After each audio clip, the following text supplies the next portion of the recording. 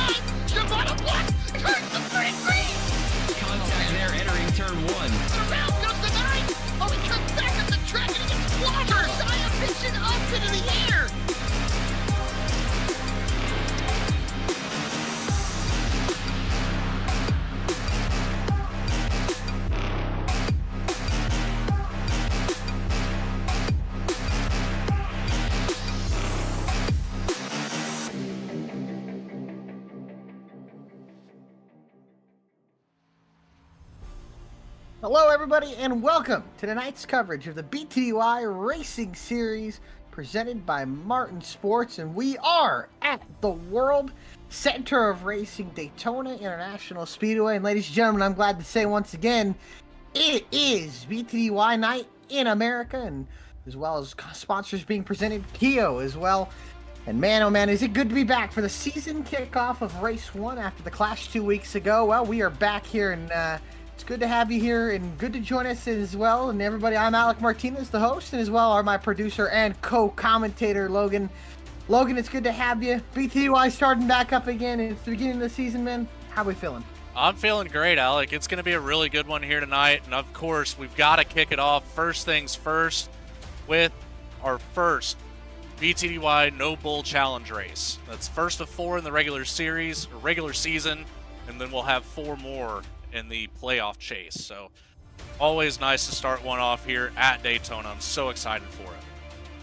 Yes, sir. It's good to see you, and we'll take a look at our track map here today and our info as we go to the Daytona International Speedway. 2.5 mile length, 18 degrees of banking on the triover in the front stretch, but the turns 31 degrees of banking. And as we know, it's going to be a super speedway style of race with the NASCAR Xfinity Series cars. So there won't be any tire saving or lifting. Maybe a little bit of handling will come into an issue with the sun beating down on this racetrack.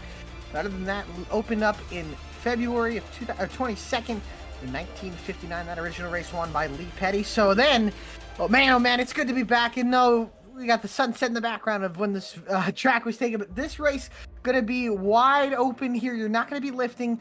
And as well, I think we got to think about it as we take a look at our Google Earth map here. And Logan, well, appreciate you doing this as we go to the state of Florida, just outside located in Daytona. As you can see, there is 31 degrees bang, and there's our race analysis. 100 laps here is pit road speed. It will probably be used once or twice, whether it's green flag pit stops, which will be a topic of today, and 55 miles an hour. 3 tire sets available, even though tires really not going to be a huge factor, but these might be a factor. 3 green white checkers, 80% fuel load, and iRacing fixed setup.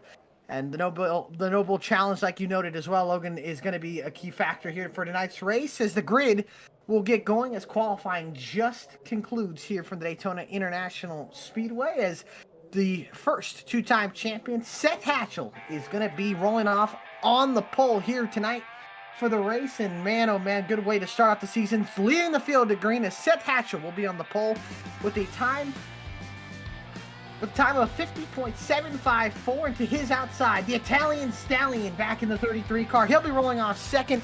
Jeff Wright, the defending 2-time champion, will be rolling off in third. Dennis Faircloth will be rolling off in fourth. Ryan Gemmel will roll off in fifth, and sixth will be Chris Samard. Justin Carey will roll off in seventh, with Keith Mayato rolling off to his outside in starting eighth. And then starting in row 5, Nick Starling in the 18 car rolls off 9th, with Brody Hayes in the 37 Chevrolet Camaro rolling off in 10th. The second half of this field, we've got the 23 of Ray Massey starting out here in 11th, next to Michael Jones in the 2 to his outside. Cody Adkins will take the inside line in that 55 machine at night, with the last race winner 2 weeks ago, Max Cost at Talladega, the Clash winner, starting here in 14th. Next row back, Alan Dice in the 5 machine next to Jake Mackey in the 99.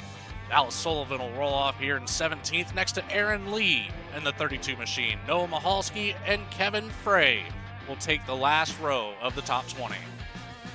And then 21st will be Jeremiah Vincent in the famed number 3 car. And to his outside, Zach Smith in the 91. And rounding out the 23 car field here tonight is Todd Giles Jr. in the number 14 Chevrolet Camaro. And boy, oh boy, good to be back, Logan, as it is BTDY night in America. Seth Hatcher will roll off on the pole, or roll off on the front row with next AJ Stravato, and we'll go down to the racetrack. And how about, before we get going, let's dial up our defending champion, Jeff Wright, and see what he's thinking before tonight's race. Sounds like a plan to me.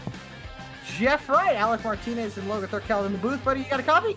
I got a big copy, drivers. I'm ready to go. Well, buddy, it's good to see you here, and again, congratulations on your defending championship. But we're rolling off. A new season is back under us here, and it's about to begin. How are you feeling for this race, and maybe an outlook on this season? Well, I'm looking forward to this. This is obviously the biggest race of the year at Daytona. Everybody wants to win here. Haven't been able to win too many races at Daytona, not only in league races, but also just iRacing officials. So anytime we have an opportunity to come to this awesome racetrack, it'd be great to get a win, but we got a lot of really good plate guys out here.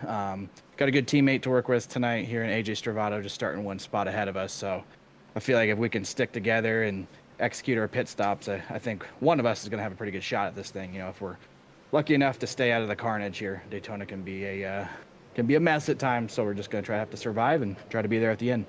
For sure. Well, we appreciate your time, Jeff. I'm going to ask you one more time. You think handling's going to come into play here at the end of these races? I think so. Looking at the weather, I mean, it's 100% humidity out here.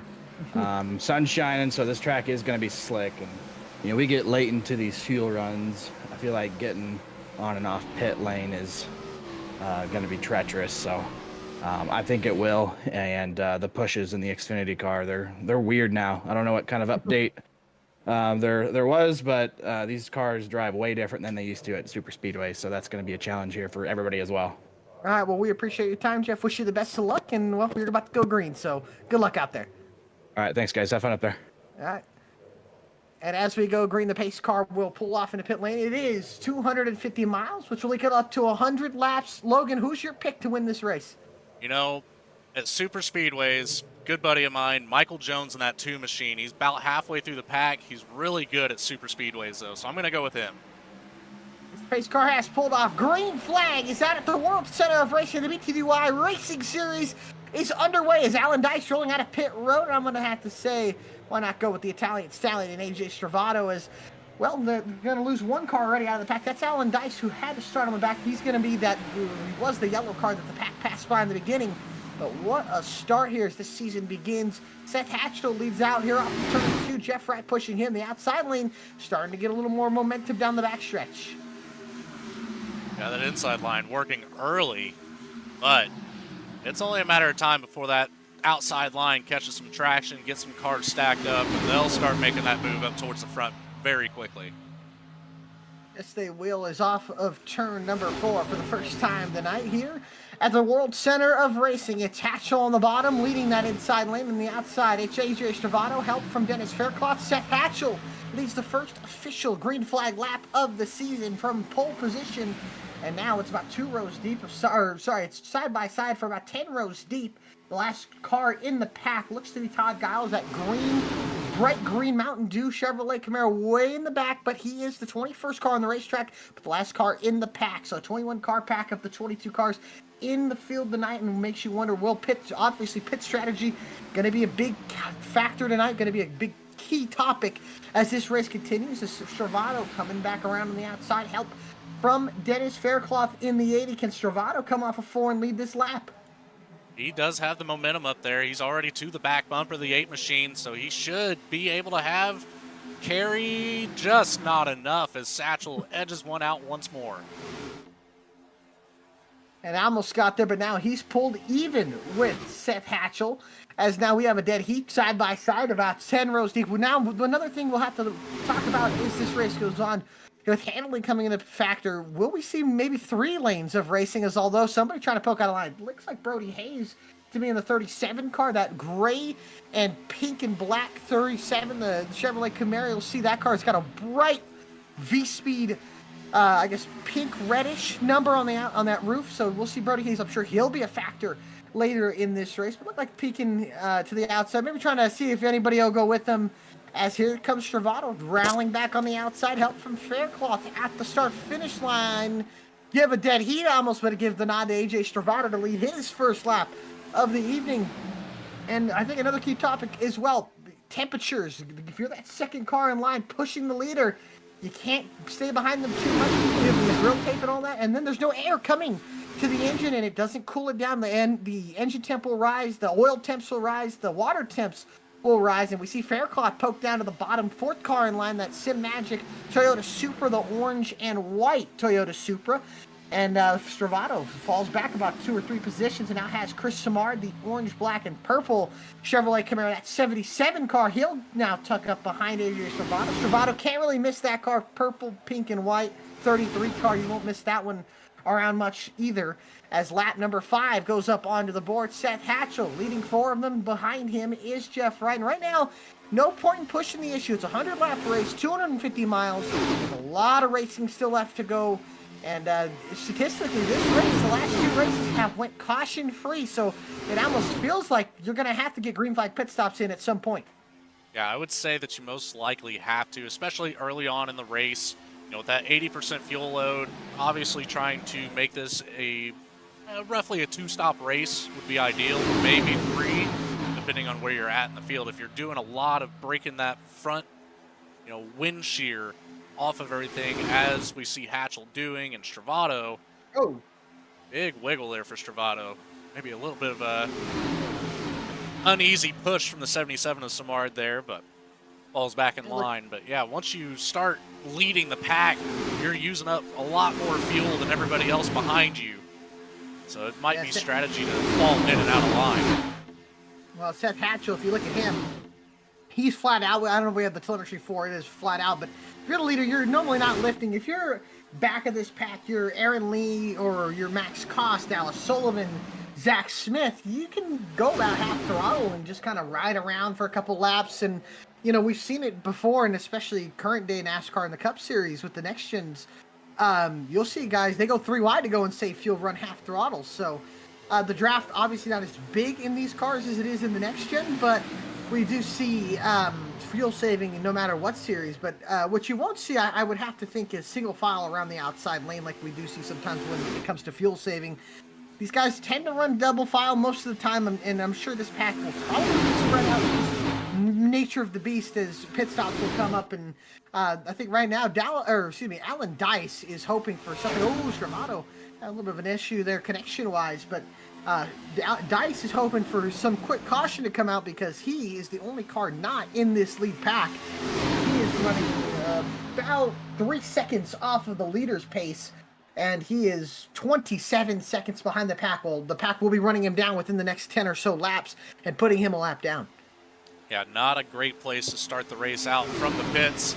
Not sure if he might have picked up some sort of a caution from the clash, if that even carries over, or if he just ended up missing the gridding time frame. But Alan Dice in a predicament to start this race, so to say. Yeah, and well, as this field continues to run side by side, now 4 rows deep, Stravato on the outside, help from Chris Martin inside, led by Seth Hatchell and Jeff Wright, two-time champions, so 4 championships combined on the inside lane, and Stravato with 1 championship to his name on the outside lane, 5 championships in the top 3 of the last couple of seasons. And then we got to watch it. We're talking about the championship predictions. Don't count out AJ Stravato. We know Jeff Wright and Seth Hatchell, obviously championship contenders, and no Bailey Turner here tonight, but I'm sure we'll see him around and see if he runs full time, and he might be another one to look out for championship wise. But so far, you never know who could step up. And want to also highlight maybe some of the rookies in this season. Michael Jones, we've seen him once or twice before, so not fully a rookie, but how about Aaron Lee? That's the name we haven't seen in BTDY, and that 32 Thrustmaster car.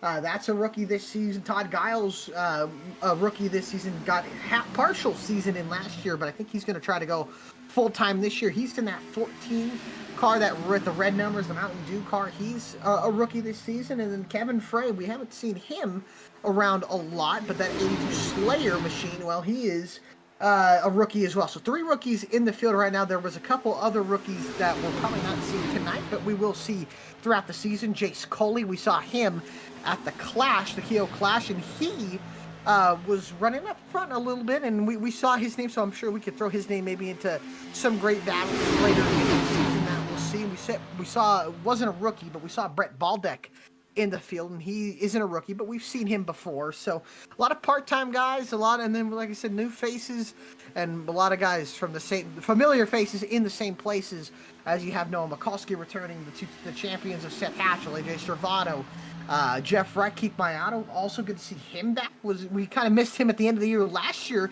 but it's good to see him back, and he's running so far in the 7th position, third car up on the outside lane. So Ray Massey, another returning one. Justin Carey, a lot of good returning guys, and how about Nick Starling as well in that 18 car? Good to see him back.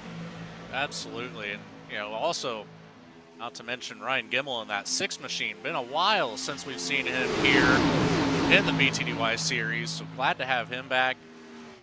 And again, just a big shout out to all the new drivers here starting out this season. It's going to be a good year here. Ooh, how about that?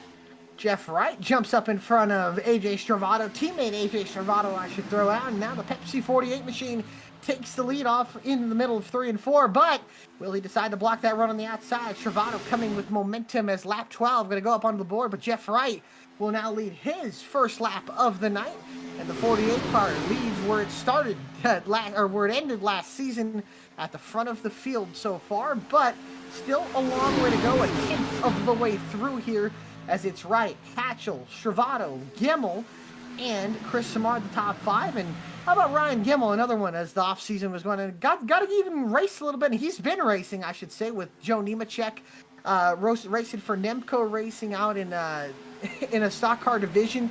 Juan Sebring won Daytona a couple weeks ago at this very racetrack on the road course. And we even got to see him make an ARCA start at Watkins Glen and finished 8th in his ARCA debut. So good to see Ryan Gimmel back as well, and happy to see the success he's had in the real-life racing world as well. And man, he's got a great relationship with Joe Nemechek and Nemco Racing, and he's been a heck of a race car driver and coming close to winning championships on that side of the racing spectrum. Yeah, absolutely. And again, with that debut with the ARCA series at Watkins Glen, of course, our main man here at V-Speed, Adam Baker, he got the pleasure to kind of team up with Ryan and be a spotter for him right there in the bus stop. So that was a pretty cool moment for the entire V-Speed team to be able to witness all that coming together after, the years of just progress between everything. It sure was. We saw Travato try to take the lead, but now here comes Chris Samard on the outside lane. He'll lead his first lap of the night. Help from the V-Speed teammates on the outside with Keith Mayato and Brody Hayes. Those three teammates would be the 77, 36, and 37. Michael Jones in that white and red Verizon Ford Mustang, that black number 2 Penske throwback, as Penske been very successful lately in the racing world, but the 2 car coming up on the outside, Aaron Lee now, and Dennis Fairclough jumping up high. More momentum coming up to the outside lane, but Samard holds steady, but here comes Travato fighting back on the inside lane. And remember, still 14 laps into this race, maybe a little bit of a preview of what we might see later in this race, as the lap car of Alan Dice has officially been ran down by the front pack, and he'll have to tuck in line here. He's got a couple teammates in the back with Sullivan. I think Cody Atkins is also back there as well, or he's more middle of the pack.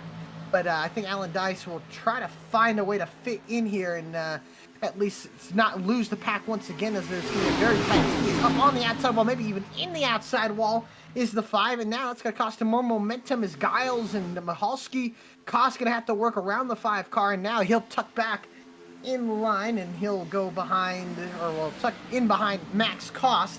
And Dallas Sullivan will pick his teammate up, but Dice now going to be in a position of hoping for caution as this race continues to go on caution-free. 15 of the 100 laps complete as we're on board with the V-Speed Chevrolet of Brody Hayes behind teammate Keith Mayato, and next to teammate Seth Hatchell, front with him as well. And Seth Hatchell, V-Speed Racing teammate, as in the Bush League bound logo on the bottom, as Samar getting pushed ahead of AJ Stravato, and Stravato is going to lose that lead once again, and maybe the 2 V-Speed cars will jump to the bottom. They won't. Is still on board with 37. You can see that Ford Mustang of Michael Jones behind.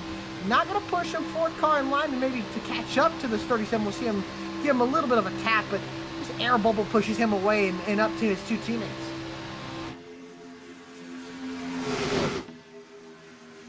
And everybody still so far, not a lot of movement around in terms of making moves for the lead, but I think we're starting to see the handling of these cars start to come into play here. We're starting to see these guys slip and slide a little bit more in the middle and off of these corners. Yeah, it's already kind of showing some tire wear. Only 16 going on 17 laps in. So it's, I don't know. They must have done some sort of an update here recently. I heard they did, and I think we're starting to see that happen, or I think we're starting to see that, especially at Atlanta. Obviously, Atlanta, I think, will be later in the schedule this year, but we were seeing a little bit of handling always coming into play at Atlanta Motor Speedway. But now I think we're seeing even Daytona, not as much Talladega, but for sure Daytona, we're starting to see these guys slip and slide around more, which is good to see. I feel like it, we always talk about super speedway racing. It doesn't take the most talent, but, it's always good to have handling come in. The old NASCAR, bumpy Daytona, man, oh man, where speed and handling mattered, and that was really good. Peak plate racing, as some would go out to say, and it's good to see handling come into play here as the track ages and the Florida sun beating down on this racetrack. And given the sim time that we have, I don't think we're going to probably see any time, or I don't think we're going to see the sun set. Maybe we'll see the sun set, but I don't think we're going to be going into the nighttime. Yeah, I doubt that we do, not with the sim time set for this session, but, in other news, that top line has just completely fallen apart. Fizzled out quick, and Hayes trying to find a way to the bottom, and we'll see if he can, but now that outside lane is led by Fairclough as the front 6.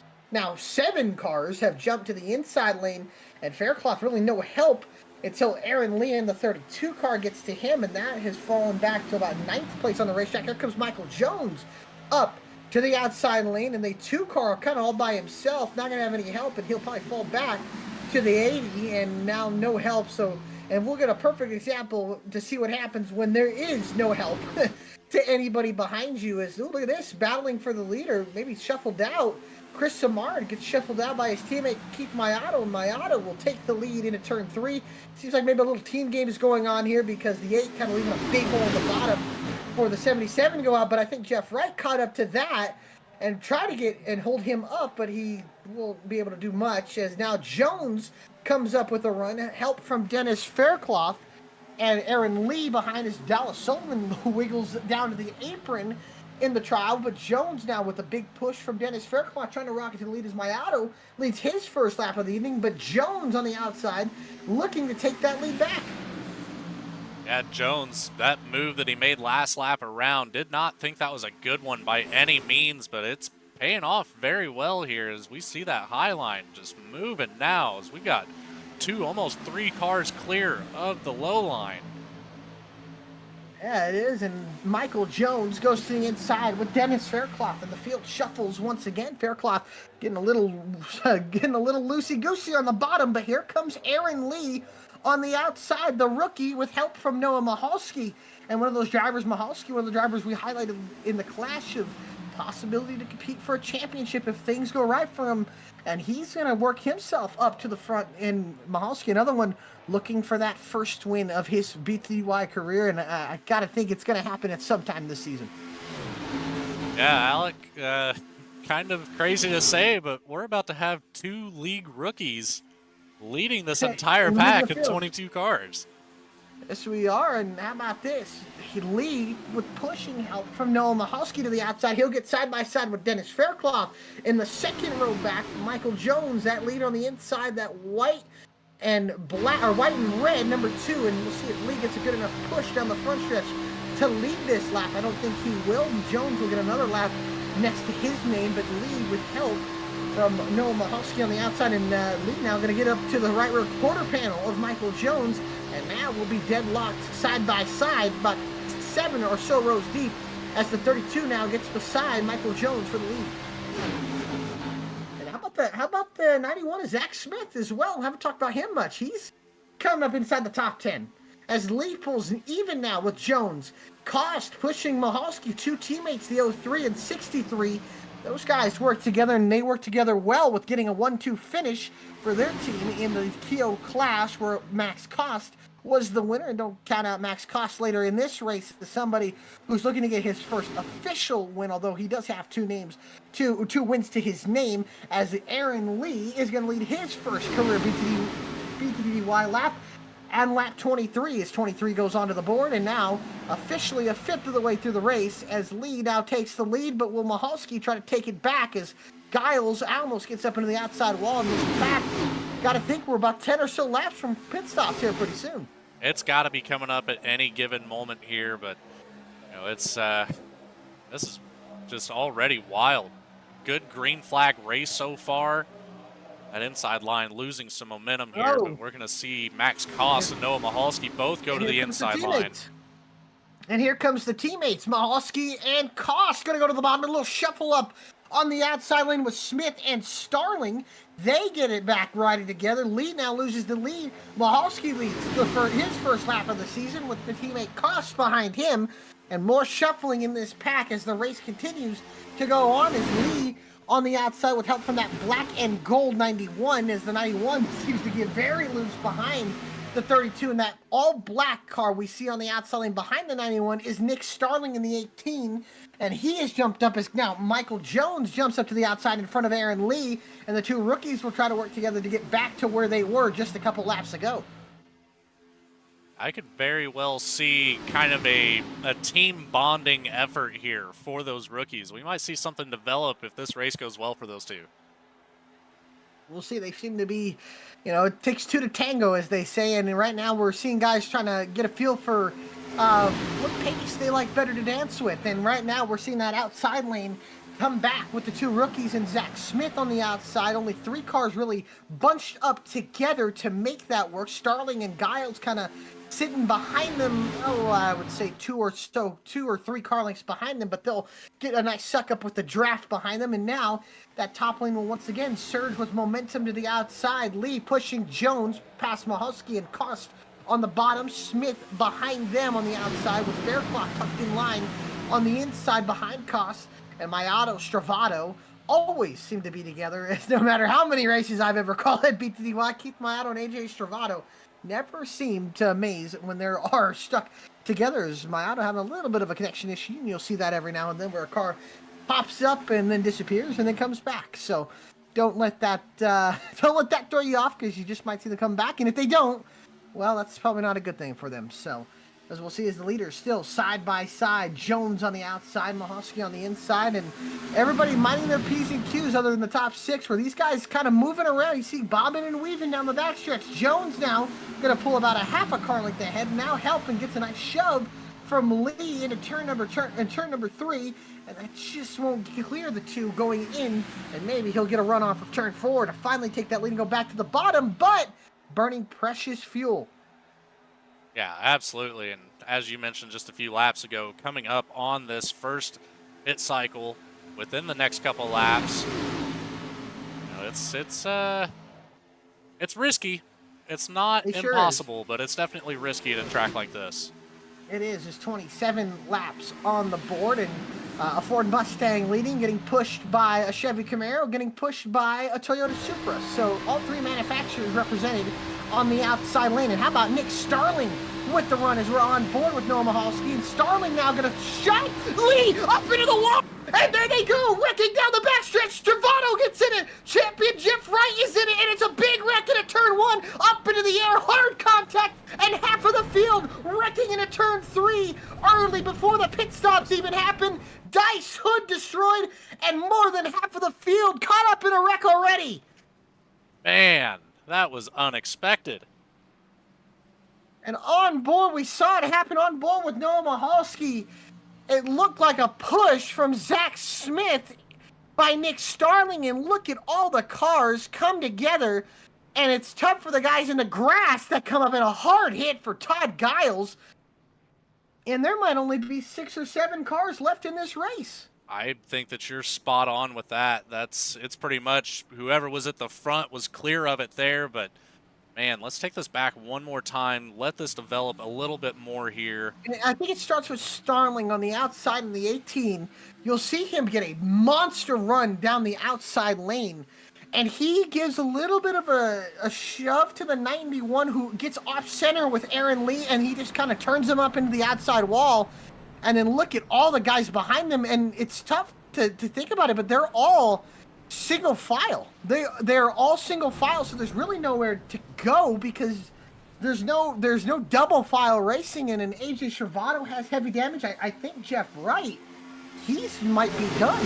He has not got no hood on his 48 machine, and we're on board with AJ Stravato, and I believe he's just going to catch a car right in his lap, and I think it's the 91 of Zach Smith.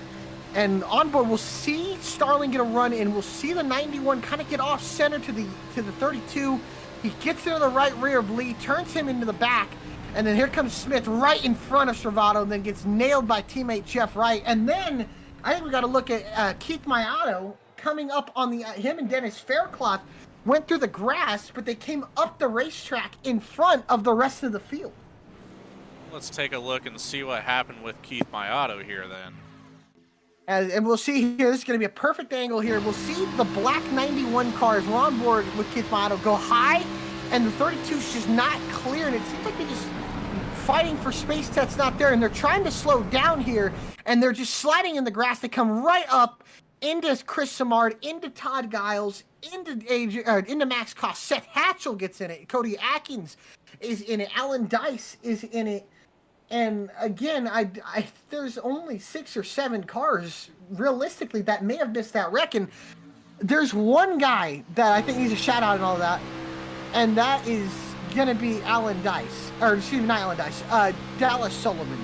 He did a phenomenal job missing that wreck as we're on board with, that was Michael Jones. You can see this 32 gets turned, and look at the carnage behind him. You see the field kind of spread out there. And, he got lucky, he kind of blinked out there. But you see the field spread out, and then all those guys that kind of get sent down to the inside wall, or the inside infield, they just come straight back up the racetrack. And, wow, just unfortunate to see in the season opener have half the field get taken out. And, I mean, from 10th on back is still in the pits. And I mean, this the whole field, in basically the entire field involved. And again, shout out to Alan Dice, or excuse me, to Talis Sullivan for missing that wreck, because he looked like he was going to get in it. He was kind of in the danger zone in both sides, and he just misses it and gets no damage, and now sits in 6th position. Got a lot of cars on pit road right now. Man, oh man. I mean, look at all the cars coming off of pit road. It looks like it looks like it's the race for the lead off of pit road, and it's not. That is an unfortunate start to the season for a lot of these drivers, but man, that is Daytona after all. You just expect stuff like that to happen at the end of the race, not right here in the first, well, just over a quarter of the race. Yeah, and half of this field is going to go a lap down or more. And I'm seeing, Dice a lap down still, Samard a lap down, Keith Mayato, Ray Massey, Aaron Lee, Zach Smith, Todd Giles, they are sitting in pit road, and I don't see them really continuing, and now with the field so cut down, it was already kind of a small field than we're used to seeing with 22 cars, but now with half of this field wrecked, I mean, what do we have? I would say 7 or 8 competitive cars. Yeah, that's it. I mean, you're looking at them right here with this shot. We've got 3 rows smart, and half a row. You just work together here, and I think they're going to pull away. I mean, Jeff Wright has heavy damage, Nick Starling heavy damage, Seth Hatchell, Cody Atkins might be all right. Brody and Hayes Ryan even has Gemmell. some damage there on the front end of that 37 machine. Ryan Gemmell and Cody Atkins might. Although, does Hayes have any damage? Hayes does have some damage right in the middle of that front bumper. I saw it on that last shot as they were coming down the back stretch. It might have been the sun glaring off of it, but it looked like I'm looking. He might be all right. We'll see, and we'll measure his speed here. But I mean, you got basically Jones, Mahalski, Hayes, Carey, the 82, or is that the 80? Yes, sorry, the 82 of Frey, Sullivan, and Mackey. The only cars really not involved in that incident as they go into the Geico restart zone. Green flag is back out, and we're back underway with what is about half of the field still left in this race, and we'll see who is the competitive cars and who isn't, as Mahalski gets a great jump. And I gotta think now, unless Brody Hayes or Jeff Wright can pull out, or Seth Hatchell, they can stay in this pack, we're gonna be looking at somebody who hasn't won in a hot minute winning this race. Yeah, I would almost have to say that we're bound to see a fresh winner to start the season. There's not a whole lot of drivable cars, as we're already seeing those damaged cars getting some distance put between them, but they might be able to stay up with the pack. We'll just have to see how this develops here. We'll see. Faircloth is out of the draft, and I think Hatchell, Cost, and Dice are slowly but surely losing this pack, as there's not that many cars left in it, as Hatchell now completely left out of the pack, and now what is a competitive pack of 10 or so cars is now kind of wounded some, and some still fresh with how they unloaded out of the shop. And right now, some of those cars with the most amazing one to me is Jeff Wright, who is absolutely destroyed. He lost his hood, and that is another hood had to be put on that race car, and he is still in this pack. But I think now the fuel mileage situation might be a little more interesting, as a big push from Jones, Justin Carey jumping to the bottom, trying to lead his first lap of the season. Carey in that 21 car, black, red, and silver 21 car goes to the inside of Noah Mahalski. We'll see it in the trial. It'll be very close to see who leads the lap. I think Carey does, and he does get the lap led on lap 32. Jones now triangle middle, tucks in behind, and Starling still, even with a little bit of front end damage, is still able to stay in this pack. So it looks like maybe 11 or so. Oh no! Jones in the wall, Mahalski in the wall, and a big wreck again in front of him. Starling gets caught up in it, and that looks like a day over for the 18, and Mahalski smoke billowing out of that car, and another wreck early in this race, and Michael Jones is taken out of it. Mahalski smoking down the backstretch and probably his race over. And what was left of a small field has gotten even smaller. Koss lost his hood down the backstretch, and we'll see what happened. Halski into the wall, just got Halski got slowed the up. wall into Sullivan, and Dallas Sullivan caught up in that Starling. Cost Wright got a piece of it. Just a touch, though, for Wright. And unfortunately for Alan Dice, he's not going to get the lucky dog out of that because he had to go through the infield. And Dallas Sullivan has taken his car to pit road and has retired from the race. And that is unfortunate. And champion Jeff Wright lost that hood, the replacement hood again, and I think his suspension is destroyed. And what was about 10 or so good cars is now become 7 good, or I should even say that has turned into 5 good cars. Curious to see what this looks like from the inside of Max Koss. We're going to take this back again, see what just happens here with him. He is way behind this, and I shouldn't say way behind, but he's about he is in a second behind the pack. And we'll see Mahalski kind of go up the racetrack, and that is, mind you, Max Koss, his teammate. He kind of goes up into the outside, gets turned, and then he's trying to slow down, gets onto the banking, locked up into the back. Nick Starling, and those hood pins gone, and that hood just disconnects, gets in front of him, and then falls off of the 63-0 machine. And, well, unfortunate as this race has another turn, and a turn for the worst, unfortunately, is now leaving 3 or so competitive cars, because Gimmel, looking at him, has damage, and Jeff Wright just nailed his pit box wall.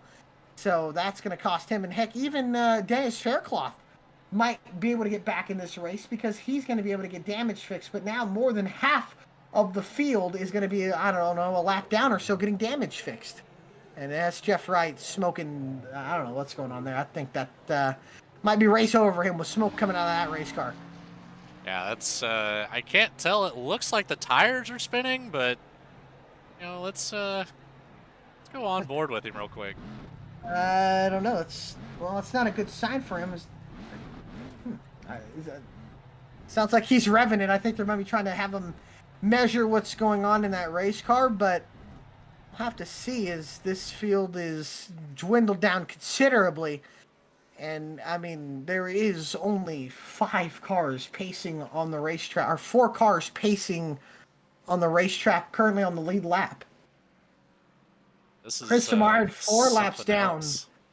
And what was a streak of 2 consecutive, and I think I mentioned it, maybe we'll go green again. I think, unfortunately, like you said, I gave it the commentator's curse, and 2 cautions within the last 10 laps, and more than half of the field destroyed. Chris Samard 4 laps down is one of the 5 cars still pacing on, or 6 cars pacing on the racetrack as Jake Mackey has caught up.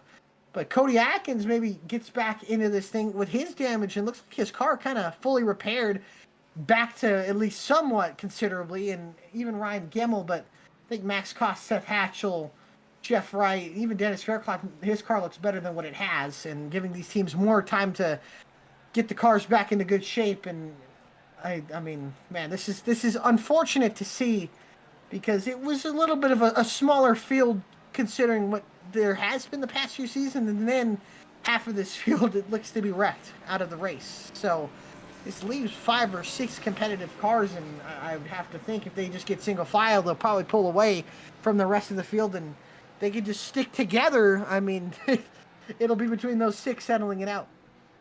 Yeah, it's going to be very interesting to see how this unfolds here, but, you know, a lot of damaged race cars. Obviously going to try to work their way back on the track, collect some points. You don't want this to be, you know, the worst possible outcome, but unfortunately for some, it is going to be that way. Mm-hmm. But that is, that's not something you're used to seeing here.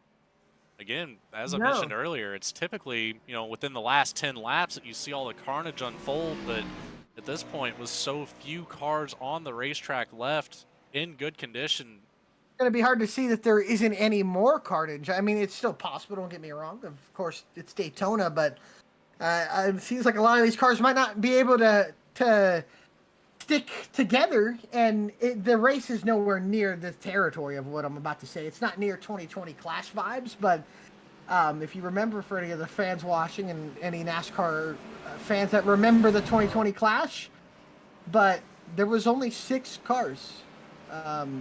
There was only 6 cars at the end of the race. So this is tough to see, but actually I should say there was only like 4 or 5 cars, because it seemed like I think Eric Jones won that with the car that, as Mike Joyce said, and I quote, ready for the dumpster, won that race. And there was only 4 cars that actually finished that race, and it was like a 20-something car field. So, well, we'll see what happens. As you can see, some of the cars, the stragglers behind, catching back up as Michael Jones, Dallas Sullivan have pushed their machines behind the wall. So Kevin Frey, the rookie, will go to the Geico restart zone, and the green flag is back out with 65 laps to go in this race. And what we'll see will be very interesting when the checkered flag flies, as it's Frey, Carey, Atkins, Hayes, Cost, and Gemmel, 2 V-Speed teammates first the rest of the field. And I think Samar's going to have to find a way to get around Max Cost, who has no hood. And that car is going to be considerably off the pace. As AJ Stravado even back into the mix, as his car looks to be somewhat fixed. And now Frey, with help from Brody Hayes on the inside, going to pull ahead of Carey and Atkins on the outside. And I think these guys will probably get single file very quick. And I think we'll see these guys try to pull away from what is a pack of beaten and battered race cars.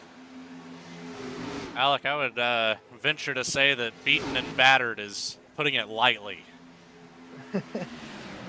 Well, they've definitely been through the ringer for sure, and right now they are falling behind. And now the single file pack of 7 cars gets together, and see if maybe Jake Mackey, Alan Dice, and AJ Stravado can run these guys down and make it about a 10-car pack. And Mackey, going to be important for him. Even Dice, who actually did get the lucky dog, they can run them down and at least put themselves in a question of maybe being there at the end of the race. But they are losing time at the moment. Mackey needs to catch up quick, and I think they might have a chance. They're starting to get a decent part of the draft of Chris Samard. And now I think you set this race up. It's a one-stopper from here. I don't see any reason why. We'll probably run a double file anytime soon. And I think we'll see this be a part of this race, unfortunately. And it's not their fault. That's the cars they're dealt, and it's the smart thing to do. But I think we're going to see these guys probably get single file for at least the next 40 or 50 laps of this race, and until pit stops probably happen. I just think that's going to be the thing that happens, because you need to. And there's no point in racing each other when we've already had half of the field wreck out. Yeah, no reason to take out what's left of the field by any means. Man, this is something else. You don't expect a situation like this to occur. No, and it happens. It is a part of racing. And right now, I know for the viewers, it's probably not going to be the most entertaining of shows, watching a train kind of go around. But, for these drivers, it's the smart thing to do. And I think if me and Logan were in these cars, I think we would probably go ahead and do the same. Because, again, there's no point in wrecking the race cars right now.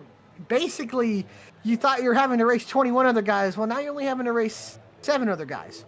So it makes it much easier, or I should say 8 other guys if you're, well, I guess 7, because Seth Hatchell and Max Cost are considerably off the pace, as well as Nick Starling. So these 8 cars on the lead lap in this lead pack are probably going to be the 8 cars, hopefully, that we'll see cross the start-finish line at the checkered flag, with one of them ending up the winner. And Brody Hayes, Ryan Gemmel, and I want to say Alan Dice have won a race, but the rest, I think they're looking for a win that they haven't seen. And all of these guys in this pack, no matter who you say, haven't won in the last 2 or 3 seasons. Yeah, it's very hard to say. I mean, Ray obviously sitting in a good spot very early for that spot. Brody Hayes right there behind him. Gemmel, Faircloth, Atkins, Carey, Mackey, Dice, all that leading 8 here that we see on the screen. Hatchell, Cost, Starling, Samard, Stravado, and Wright, all heavily damaged.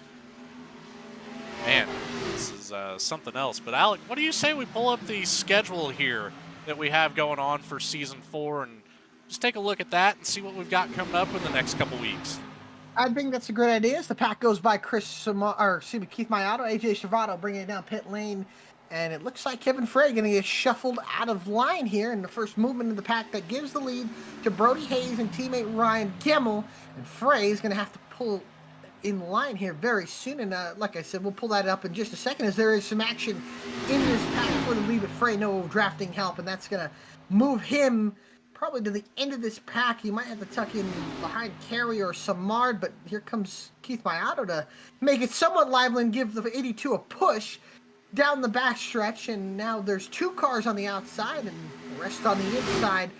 And it's funny, as this race is going on, the guys that were involved in the wreck, they gotten their cars fixed, but they're going to be multiple laps down, but at least they can join the pack and still make it a little more interesting in terms of being pushers. As here comes Alan Dice and Chris Samard, and wow, now we're getting some movement in the front of this pack as Frey has help from the V-Speed cars behind. I don't. I'm not sure about the strategy on the outside line here. We'll see, but like you said, I'm about Faircloth now, thinking about going high, but he'll go back low, and there's one more damaged race car that'll be coming around. I think that's Jeff Wright there. Jeff Wright in the 42, and this will get more shuffling in the pack. Here comes Faircloth to the outside lane. Mackey's going to get squeezed there in the middle. They get by him with ease, and Faircloth goes to the lead. And here comes Keith Mayato on the outside. Maybe he's going to be the train that leads this pack while the leaders try to save fuel to get to the end. So he slots back into second there for Brody Hayes in the 37 machine. I think the V3 guys are going to be more than happy to let Faircloth lead this lap. I think if I was Faircloth, I'd get behind Keith Mayato and let him lead because you can save fuel behind him. But now this pack is single filed out once again. How about let's pull up that schedule here for what is going to be the rest of this BTDY season. Yeah, so obviously we've got Daytona here today. Next week, you mentioned Atlanta possibly being later in the schedule. Incorrect. We've got Old Atlanta before the repave next week. Then Sonoma, Pocono, Nashville Superspeedway, Las Vegas, Michigan, Darlington with a throwback night, Martinsville, Mid-Ohio Road Course for another No Bull Challenge race, New Hampshire, and then finishing it out at Charlotte with the last No Bull Challenge race of the regular season. And that chase is going to be very interesting. Kansas Speedway, Iowa Speedway, Chicagoland Speedway, then Watkins Glen International, Dover Motor Speedway, Atlanta Motor Speedway, Bristol Motor Speedway, and the championship at the Auto Club Speedway. That's going to be really interesting to see, and I think all those end in Speedway, if I had to guess, other than Watkins Glen. And that's good to see, and it's good to see a good variety of races at different racetracks, different disciplines, and that's going to be fun. But we know, other than Daytona and Atlanta, it's going to be more in the driver's hands the rest of the season and throughout the season until we get to Atlanta, or the new Atlanta, I should say. But Old Atlanta next week, that's going to be a very, very fun race to watch and watch these guys slip and slide around.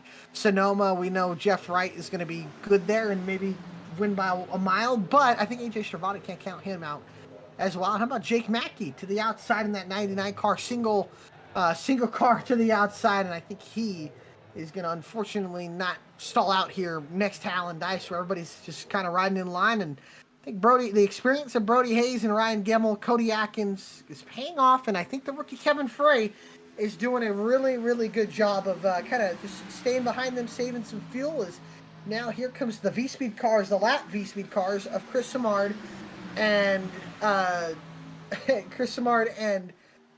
Keith Mayato on that Keith one. Mayato sticky there, and Alan Dice as well. So they're all lap cars, and I think they're going to let them go and lead and save some fuel. And now Mackey's really going to get shuffled out of line. How about Jeremiah Vincent back on the racetrack? He is one of few clean cars, but he just started the race about 10 laps ago. They finally must have had some mechanical issues, and he's back on the racetrack with Ray Massey, and they are going to be closing up, getting lapped probably by this field. But I think Jeremiah somehow managing to get that car back out on the racetrack. Well, if he keeps continuing, at some point, he's probably going to get 5 or 6 spots in this race, and it's going to be like he got a top 15, I think, if he keeps going. Yeah, if we don't see any of those wreck cars come back out, we've got Stravato is the highest positioned driver that is out of this race right now, sitting in 15th. So, and that was 38 laps for him. We've already so I think gotten it's 10 for 17. Jeremiah Vincent, so he should And that's- easily take that 15 spot away. That's barring any other incident that could possibly happen in this race within the next 20 or so laps for Jeremiah Vincent to get some spots, some shuffling around. In the pack is all by himself is Brody Hayes, Jake Mackey now to the outside with help from Ryan Gimmel, who gets shuffled out back into the inside behind Alan Dice, and now here comes Justin Carey to the outside, going to push the rookie of Jake Mackey to the lead maybe, and here he comes down the backstretch with help from Justin Carey, and oh man, is this looking good for the rookie? And man, what a bunch of leaders, a bunch of lead changes that we're going to see here tonight from different guys leading as Mackey comes to the outside, but no help for him, and he might not lead this lap as Hayes is going to lead another lap on this race, and he just continues to maybe click off some laps here. We're closing up soon to halfway. I think a lot of those drivers as well. A lot of those drivers that are trying to slide up behind that 99 and make that outside line work. 99 of Mackey having a little bit of internet issues and blinking every so often. That just that can really put some nerves on the driver behind, not knowing how often that's going to be, when they're going to come back out, if you're going to be in the back bumper of them. But you know, not a lot of teamwork going to be happening if those internet connection issues are going to stick around for a while. And I think if you're the leaders, well, I think actually I should say if you're anybody but Ryan Gimmel and Brody Hayes, at some point you're probably going to have to split up the V-Speed cars, even the leaders who are leading this pack. They're not on the lead lap, but you still have 4 V-Speed cars, and then 6 are actually 5 non-V-Speed cars. So they might have to work together to split this up. But if I had to say,